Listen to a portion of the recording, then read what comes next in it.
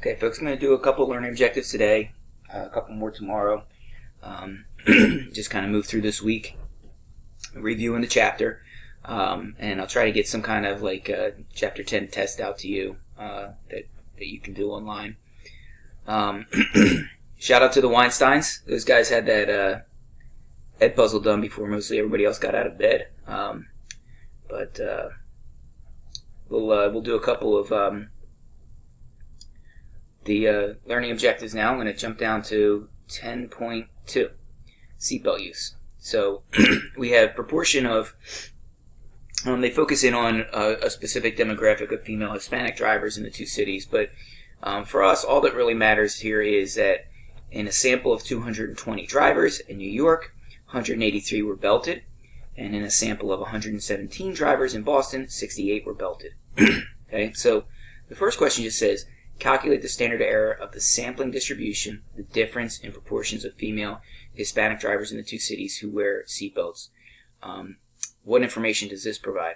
So we did, this is, I think, the very first example we did in class, and it's kind of review, right, because it's that concept that variances always add.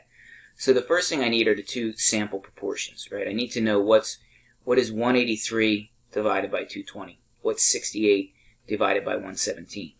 So here are my two sample proportions, my two p-hats. And remember, what I'm also going to need is 1 minus each of those respectively. So I have 0.83, 0.17, 0.58, and 0.42. So you look at your formula sheet, and we've seen this formula a number of times at this point, right? We take p, 0.83, times 1 minus p, which is 0.17. And we divide by n1, that's that 220. Okay? And variance is always add. So remember, without the square root, what do I have? I have the variance. Okay? So underneath this square root, my variances live there. I can add them together. So I take 0.58 times 0.42. That's 1 minus 0.58. And then I divide by 117.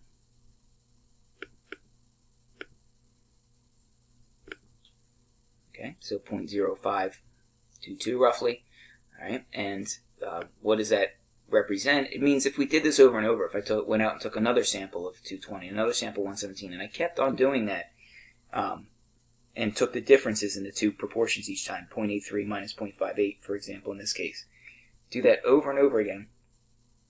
On average, that's how far those numbers would be from the actual population value. So here they have it worked out for us. They went to 3 decimal places. We went to, it's okay, 0.052. I think we're still, yeah, we're still pretty accurate to 3 decimal places. Okay, so next we have part B, right? As soon as I see construct and interpret a 95% confidence interval, I should be thinking about this, right? I should be running through this every time, okay? So, state the parameter of interest. We're going to have 2 of them. We have P1, okay? True proportion of Hispanic drivers.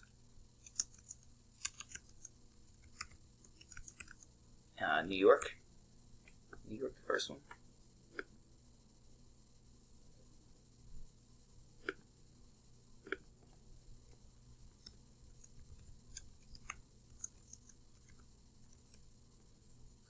Female Hispanic, right?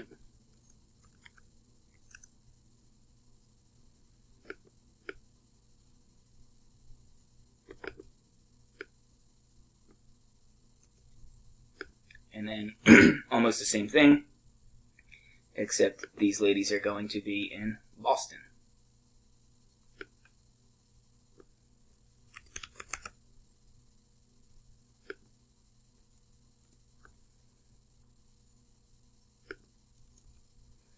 Okay, so we state our parameters like we've always been doing. This is the formula that we just did in the previous part. I won't reiterate it to you. Okay, we need our conditions for inference. We need an SRS, we need normality, and we have 2 independent samples, so we certainly have less than the population. So for normality, remember what we can do here. We can just do 183, right? Because if we take p hat, if we take 0.83 times 220, what are we going to get? We're going to get 183. If I do 0.58 times 117, I'm going to get 68. So in this case, we can just use our counts.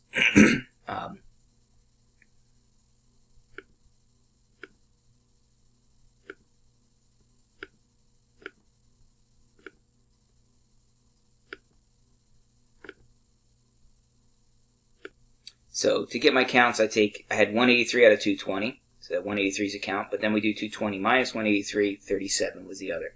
So since all of these are greater than 10, and actually we can use 5 when we have 2 samples, sometimes it allows us to use 5, but we'll still stay with 10, and n times p greater than or equal to 10. So then we have 117 minus 68, that would be 49. So I've got my 4 counts, 183, 37, 68, and 49, all greater than or equal to 10. And let's just double check on our SRS. So here are the data from observing random samples, right? It says it right there, random samples. So we can put that in our template. We talk about SRS. I'll put in quotes. It said random samples. Okay. We got normality because 183, 37, 68, 49 are all greater than 10. And then we took 2 independent samples. If you want to keep on with the 10% rule, you can still cite that they took less than 1/10 of the population of each, but this is our loosest rule of the 2, and at this point we have 2. We need 2 samples to be independent. Okay, so calculation, computation.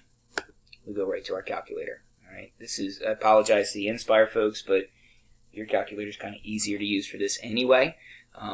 You just go to Menu, Statistics, and you have your own menu for confidence intervals. The rest of us have to look around and find whether we need a test or a confidence interval. So this is our 2 proportion z-tests, right? Remember, if we could, cross off z-test, don't ever use it. Okay, 2 sample z-test, we won't do it. We need proportion involved in this every time if we're going to do any kind of z-test. So it's number 6. So what did we have? We had 183 out of 220. Oh, I'm sorry. Let me back up. Stat test. I'm getting ahead of myself. This is a 2 proportion z interval, right? So we want to find, that's a little bit of ways down. We just want to do a confidence interval here. So it's 2 proportion, not 2 sample, none of these. So 2 sample t is for means. Here is our 2 proportion z interval. You have to go on a little bit of a search for it, but there it is. So here's where we'll have our 183 out of 220. And then what did we have? 68. What was it out of 117? Let me just double check. Yep, 68 out of 117. And we want, I believe it asks for 95%.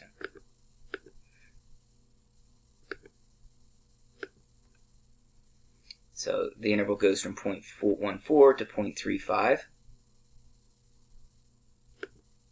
So you can just go ahead and type that in right here.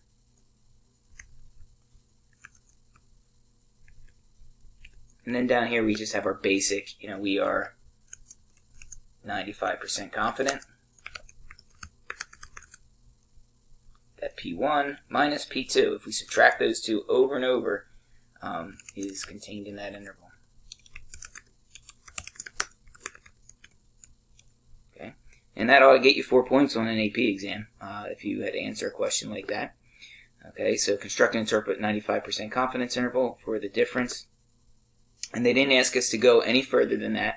So 0.149 to 0.353. I think we're pretty close to that. Maybe I rounded wrong. Yeah, 0.35. Yeah, I should have made that 0.15. Rounded that wrong. Okay.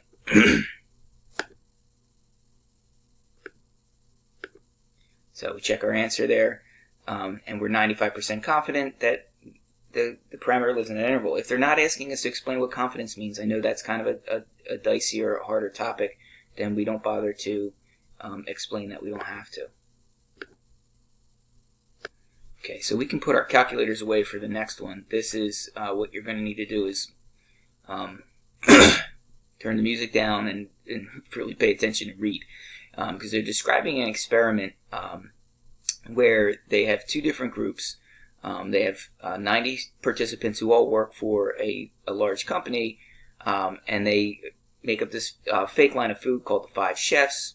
But then they also explain that they're going to show an ad for this on 5 major TV commercials, which would be a major expense. And what they're trying to test is to see if people generally think if something costs more or is expensive, they're apt to gravitate towards that product. And I have some friends in the business world that own their own businesses, and I've really heard that this is true. Not necessarily for me. I'm usually looking for the best deal, but they have told me, like they've said, hey, if I raise my prices, I raise my rates. In certain areas, they get more clients. People want to pay more because they really believe if they're paying more, they're getting a better product. So they add a layer to this, though. They have an undermine group where they also had them read a story that says no link between advertising spending and new product quality. So they sort of give them an article to read that says, just because you're spending a lot on advertising doesn't mean that the product quality is better. And that group, the undermine group, had a mean of 4.56, and then the other group, the control group, had a mean of 5.05. They did a t-test, got a t-value of 2.64, and then the p-value, they don't give us the actual p-value, they just say, look, the p-value is less than 0.01. Okay? So, the 90 women who participated were not randomly selected. Explain why the random condition is still satisfied. Well, the random condition is satisfied because we're doing an experiment here, right? So, we have our 90 subjects. We have them from this particular company that you would think would be knowledgeable about the business world and these types of topics. And they randomly assigned them to the two groups, okay?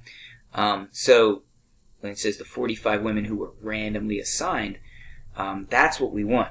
We want the group of 45 in the control and the group of 45 in the undermine group to be as similar as possible. And since we randomly assigned them, there's no reason to believe that they're not. So that's what we look for in an experiment. In randomization, not so much that we randomly picked the people who are going to be part of it, because a lot of times in an experiment we don't want to randomly pick that. Like if I'm testing a cholesterol medication or a weight loss drug, I might want people that are trying to lose weight, but I want to randomly assign them to the two groups. Okay, so the sample doesn't have to be randomly picked necessarily like we would do for a survey or observational study per se, but we have to start to focus in on what it is we're trying to study. So we're okay on that because we randomly assign the treatment groups. Distribution is not normal because it's a 7-point scale, right? What's the shape of sampling distribution? Well, remember, we're going to take, what we have to picture is what happens when I take 45 numbers at a time and another 45 numbers at a time and I keep averaging them, and we've seen this over and over and over again.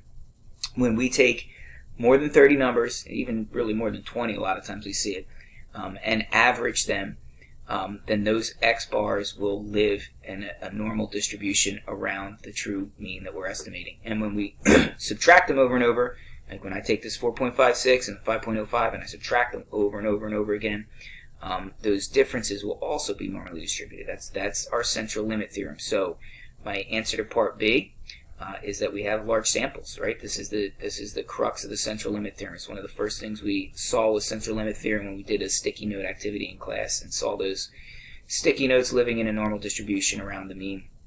And also the standard deviation starts to shrink as well. Okay, and then finally interpret the p-value. Okay, well, they don't actually give me the p-value, but they tell me it's less than 1%.